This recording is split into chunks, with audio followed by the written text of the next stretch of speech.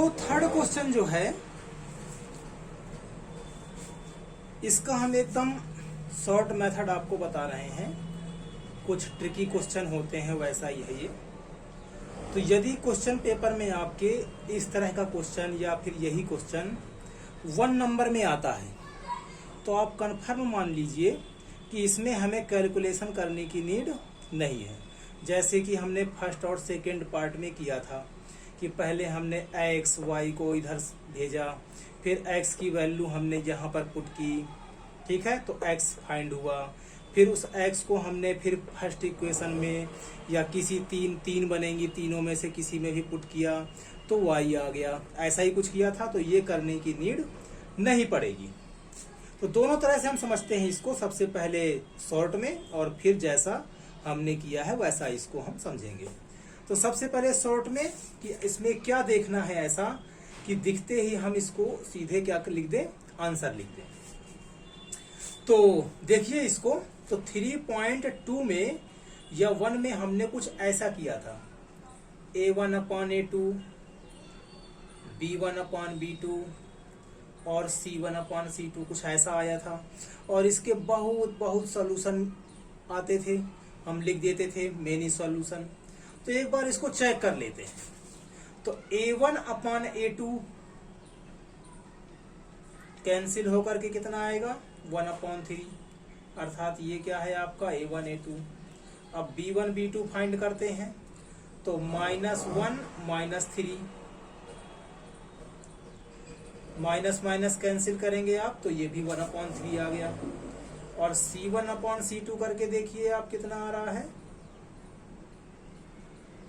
और तीनों ही वैल्यू यदि सेम हो तो इसका आंसर क्या होता है, मेनी सॉल्यूशन, बहुत सारे सॉल्यूशन इसके आएंगे। अर्थात कोई भी x की वैल्यू रख दो या कोई भी y की वैल्यू रख दो, ठीक है, बहुत सारे सॉल्यूशन मिलेंगे आपको, बहुत सारे सॉल्यूशन मिलेंगे। तो इस तरह से आप इसमें मेनी सॉल्यूशन में टिक करके आप आ सकते हैं या मेनी सॉल्यूशन लिख करके आप इस क्वेश्चन को छोड़ सकते हैं, तुरंत हो जाएगा ये, ठीक है। अब ये आया कैसे, हम उस तरह से करके देखना चाहते हैं तो उस तरह से भी हम कर सकते हैं। तो ये तो हो गया आपका फर्स्ट मेथड, देखिए और सीधे आंसर लिखिए।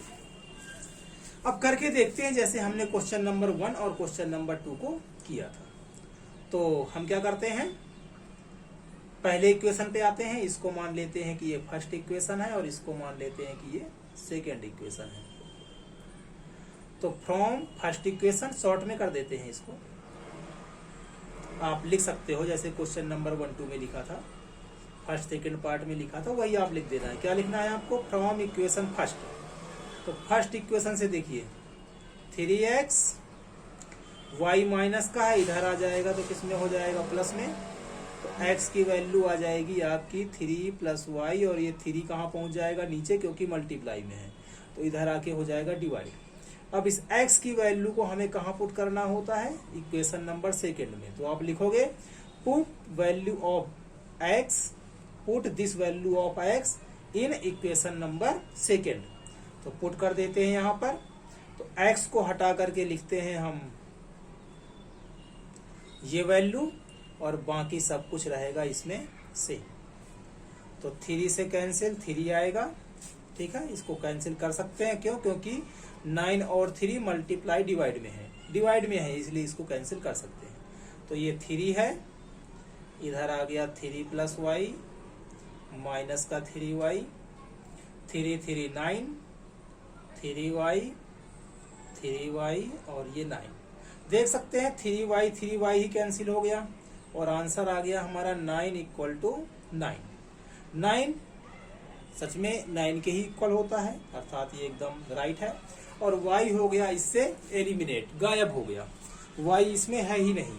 इसी तरह से जब y हमें मिला ही नहीं तो हम ये वैल्यू, y की वैल्यू इसमें क्या रखी, जब हमें मिला ही नहीं, जब मिला ही नहीं तो वैल्यू y की वैल्यू हम यहाँ पर रख ही नहीं पाएंगे, अर्थात x से हमें फाइंड ही नहीं होगा। तो इसका आंसर फिर आप यही दोगे कि इसके आंसर क्या है, इक्वेशन राइट है, सही है। इसका अर्थ x और y के क्या है, मेनी सॉल्यूशन है, बहुत सारे सॉल्यूशन। देखिए एक सॉल्यूशन होता है तभी हम आंसर दे पाते हैं। यदि एक से ज्यादा है, मेनी सॉल्यूशन है, तो उसके आंसर हम इसके लिखी फाइंड नहीं कर पाएंगे इन मेथड से, ठीक है। तो हम इसका आंसर सीधे सीधे लिखेंगे मेनी सॉल्यूशन। और यही वो रीजन था जिसको हमने देख करके सीधे यहां पर कर दिया था। तो इस तरह से ये थर्ड पार्ट जो है कंप्लीट है। अब आते हैं फोर्थ पार्ट पे।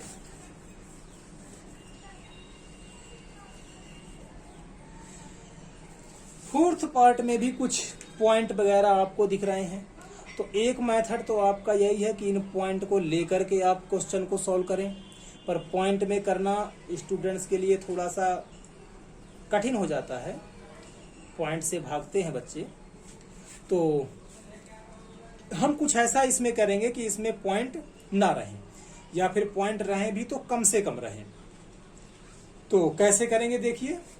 तो इसका पहला ये है कि कुछ ट्रिक बता देते हैं, उस ट्रिक से आप इनके पॉइंट्स को हटा सकते हैं। और दूसरे में हम क्या करेंगे, करके दिखाएंगे कि हमने ये पॉइंट क्यों हटा दिए।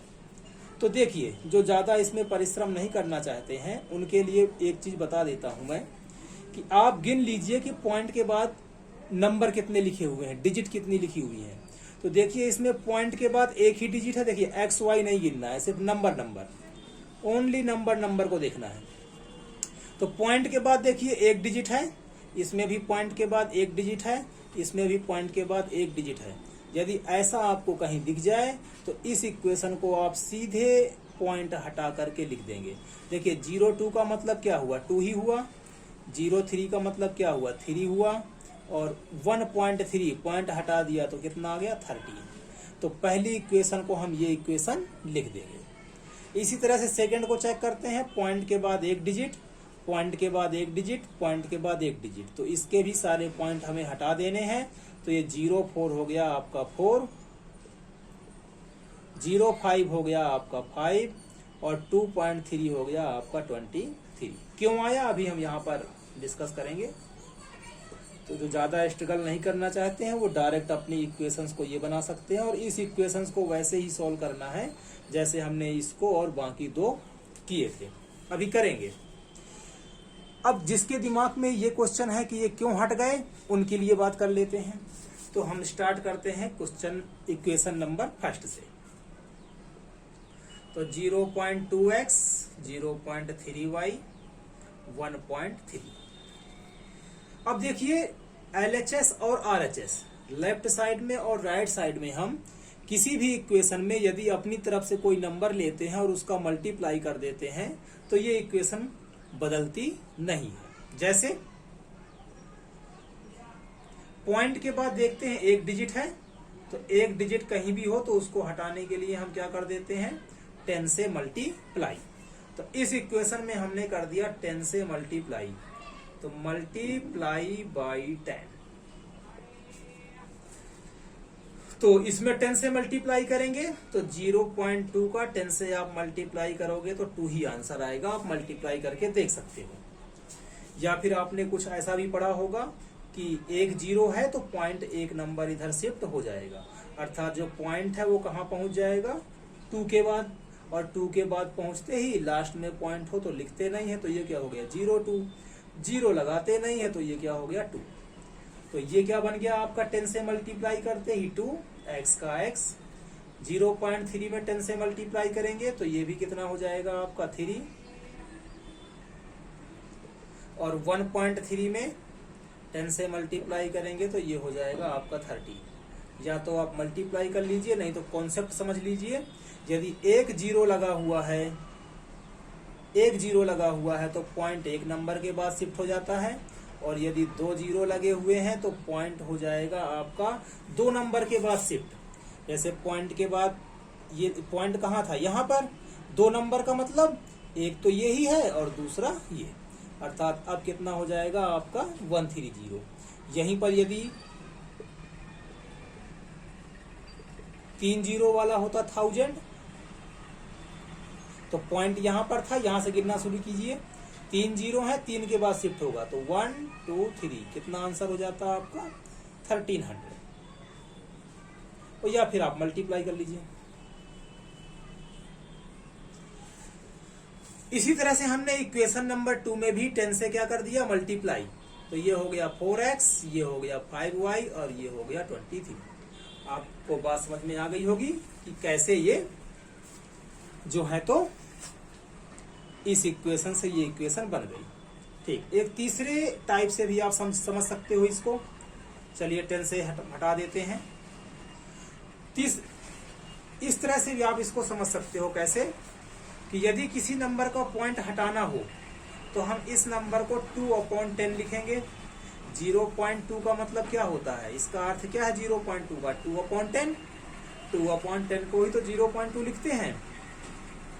इसी तरह से इसको हम क्या लिखेंगे, 3/10 और इसको लिखेंगे हम 13/10। 10 इसका एलसीएम हो गया, तो ये आ गया 2x 3y 13/10।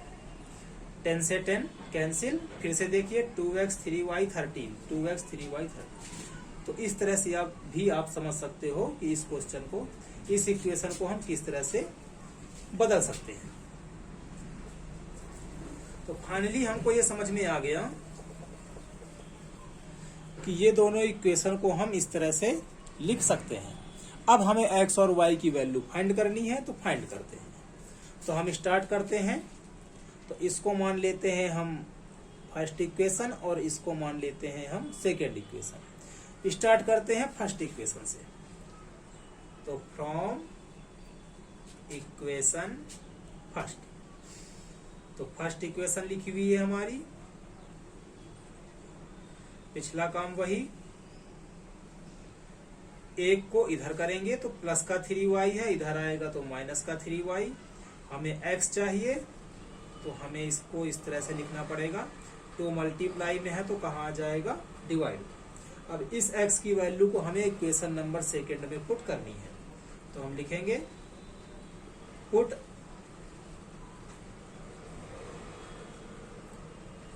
This value of x in equation number 2 पे पुट कर देते हैं इसको। तो 4 का 4, x को हटाएंगे तो इस वैल्यू को रखना पड़ेगा, क्योंकि यही है x के इक्वल यही है, तो इसी को पुट करना पड़ेगा। 13 माइनस 3y/2 प्लस का 5y। सारा क्वेश्चन हम सेम टू सेम लिख देंगे। यहाँ सॉल्व करते हैं इसको। तो देखिए, इसी को हम ऐसे भी लिख सकते हैं। ये दो नंबर हैं, तो इसको हमने ब्रैकेट में कर दिया ऐसे, और ये सिंगल था तो इस पे हम ब्रैकेट लगाएं चाहे ना लगाएं। ये किस में है, मल्टीप्लाई में। तो 2 से 4 को कैंसिल किया, कितना आ गया 2। तो 2 और ये मल्टीप्लाई हम नहीं लिख रहे हैं, क्योंकि ब्रैकेट के बाद कुछ नहीं लगा हो तो वो मल्टीप्लाई ही कहलाता है। और प्लस का 5y, सेम टू सेम सारा क्वेश्चन हमने यहाँ पर लिख दिया। 2 की मल्टीप्लाई होगी तो 2 13 26, 2 3 जा 6, और ये बाकी सेम टू सेम। जहां तक ब्रैकेट होता है वहीं तक मल्टीप्लाई करेंगे, उसके आगे हम 2 से मल्टीप्लाई नहीं करेंगे। अब y से प्लस माइनस होगा, नंबर से प्लस माइनस होगा। तो -6 + 5 कितना हो जाएगा, माइनस का y 23, और ये 26 आगे क्या है प्लस में, तो इधर आकर के क्या हो जाएगा, माइनस में। माइनस करेंगे -3 आएगा, माइनस से माइनस कैंसिल हो जाएगा। तो y = आपका कितना आ गया, 3। अब इस y की वैल्यू को आप चाहे इसमें पुट कर दीजिए, चाहे फर्स्ट इक्वेशन में पुट कर दीजिए, और चाहे सेकेंड इक्वेशन में पुट कर दीजिए। इन तीनों में से इसको चलिए हम थर्ड मान लेते हैं। तो 1 2 3 में से किसी में भी हम पुट कर सकते हैं। तो फर्स्ट वाले पार्ट में हमने इस पे पुट किया था, थर्ड वाले पे। सेकंड वाले पार्ट में हमने शायद फर्स्ट वाले पे पुट किया था। इस बार हम कर देते हैं सेकंड वाले पे पुट। बाकी जो आपको सिंपल लगे उसी पे आप पुट करिए। तो हम करते हैं सेकंड पे, तो लिख देंगे यहाँ पर put y = 3 in equation second. तो 4x